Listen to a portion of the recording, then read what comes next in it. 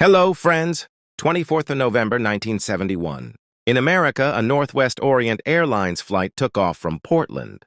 This is a small 30-minute flight to Seattle City nearby. Not many passengers were on this flight. It was carrying only 36 passengers and 6 crew members. But these passengers were unaware that a hijacker was present on this flight, a man named D.B. Cooper. The hijacker looked like a normal businessman. He was dressed like that. A business suit, white shirt, and black pants. He must have been in his mid-40s. He intentionally sat in the last row of the plane, seat number 18E. As soon as the plane took off, this guy introduced himself to an air hostess. He mentions his name, Dan Cooper. The hostess's name was Florence Schaffner, and with a big smile, he handed a note to the air hostess. Schaffner was a 23-year-old woman who thought that this man was trying to flirt with her. So she took that note and kept it with her without reading it. Seeing this, Cooper told her that she should read the note. He said that he had a bomb. When Schaffner opened the note, it was clearly written in neat handwriting. "Miss, I have a bomb in my briefcase and I want you to sit by me." Schaffner quietly sat next to Cooper, but she still couldn't believe that he actually had a bomb. So Cooper opened his suitcase to show it to her. Some red cylinders, wires, and a big cylindrical battery were in the suitcase. There was no doubt that it was a bomb. Cooper made his demands to the air hostess. He wanted $200,000 by 5 p.m. that evening. That, too, in cash. He wanted all that cash in a bag, along with 2 parachutes in the back and 2 parachutes in the front. When they eventually landed, he wanted to have a fuel truck ready to refuel the plane. He warned her against trying anything strange, threatening to blow up the plane otherwise. The other passengers on the plane were unaware of this, and air hostess Schaffner didn't want the other passengers to know. She quietly went into the cockpit and showed Cooper's note to the pilots. Another air hostess, Tina Mucklow, was informed about this, and she sat beside Cooper. With the help of these 2 air hostesses, the contact between the plane's cockpit and Cooper could be maintained. The pilots informed the air traffic controller, and soon the news reached the president of the airline, Donald Nyrop. He was the decision-maker, and he made an interesting decision. He told the staff to ensure full compliance with Cooper's demands, to fulfill all demands made by this hijacker. After coordinating with the FBI, he talked to a Seattle bank to arrange the money. The bank had a huge bundle of money for such emergencies. But there was something special about this bundle of money. We will talk about it later in the video. But you must be wondering, why did the airline's president decide to cooperate with the hijackers? The reason behind this was reputation. The airline's president didn't want the news of the hijack to spread all over the world, leading to heavy losses for his company.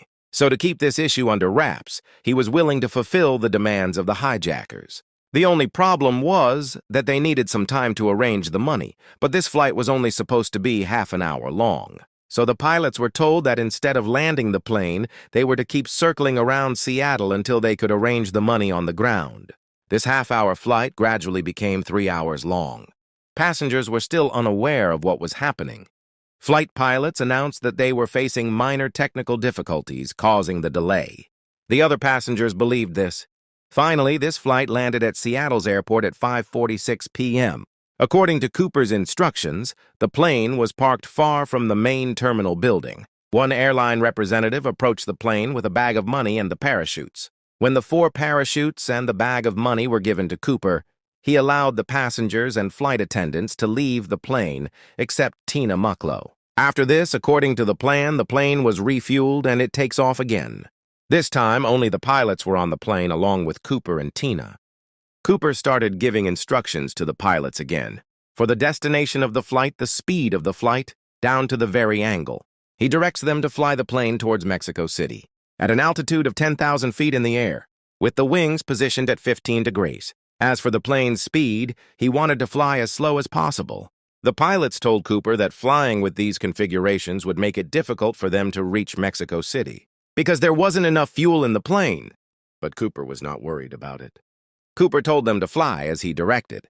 Friends, what happened next is completely unbelievable. No less than a film story. Cooper told Tina to go to the cockpit and lock the door. Cooper was the only person outside the cockpit. He took out his parachutes and prepared to dive. A few minutes later, a warning light flashed in the cockpit, indicating that the rear staircase had been deployed. This was a unique feature in these planes back then. Boeing 727 planes had an aft staircase at the back. In the photos, you can see how the stairs deployed from the back. Cooper deployed these stairs and jumped out with the parachutes and the money. The pilots and the air hostesses did not see this happening because they were locked in the cockpit, and back then there was no hole on the cockpit door through which they could see outside. But at 8:13 p.m., pilots noticed that the back part of the plane suddenly tilted upwards, and the pilots had to recalibrate and re-level the plane. After this, the pilots flew the plane to Nevada and landed in the city of Reno. The police were informed and they investigated the plane, but they didn't find any trace of Cooper. The only things the police could find were a tie with a clip on it and some torn parts of the parachutes, which Cooper had used to cover the bag of money. Apart from this, they found some personal items belonging to Cooper, like the cigarettes he was smoking on the plane. Smoking was allowed in airplanes back then. Investigators investigated everything thoroughly, and they found 66 unidentified fingerprints. Fingerprints belonging to neither the crew members nor to the other passengers. But the suitcase that had the bomb, the bag of money, and the parachutes were all missing, like Cooper. From that day, the FBI started its investigation to find Cooper, but no trace of Cooper was found. This investigation went on for 45 years. It was officially closed in 2016, but the answers to many questions are still unanswered. This is the only hijack in history that no one has been able to solve. One of the greatest mysteries for the FBI.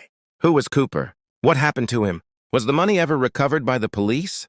There are too many questions. Let's try to unravel this mystery. Two key points of interest. One, secrecy during the hijacking. No passengers knew about the hijacking. No one was harmed, thanks to flight attendant Tina Mucklow's calmness. Co-pilot Ratatzak later praised Mucklow. She was so calm and cool and collected.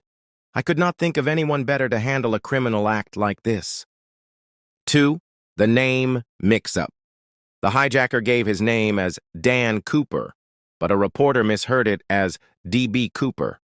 This mistake became permanent due to anchoring bias, people believing the first information they hear. Could Cooper have survived? Initial FBI theories claimed Cooper died. Jumped at 10,000 feet, in a storm, wearing unsuitable clothing. Cold water, November temperatures, risked hypothermia. Weight of cash, 10 kilograms made swimming difficult. But copycat hijackers proved survival was possible. Martin McNally, 1972, survived jumping at 400, 500 km/h, twice Cooper's speed. Richard LaPointe, 1972, survived landing in snow. Critical clues. In 1980, an 8-year-old found 5,800 of Cooper's marked bills near the Columbia River. The FBI tracked serial numbers but never found the rest. Cooper's tie clip contained titanium particles, suggesting aerospace industry experience. Top suspects. 1. Richard McCoy, executed a nearly identical hijacking in 1972. Ruled out, had an alibi for Cooper's hijacking. 2. Robert Rackstraw, former pilot with criminal history, featured in a 2016 History Channel documentary. Ruled out. FBI found no concrete evidence. The unanswered questions. Did Cooper die in the jump? Why was no body or parachute found? Where is the remaining $194,200? Final thought. If Cooper survived, he never spent the marked money. If he died, why is there no physical evidence? What do you think happened to D.B. Cooper? Let me know in the comments.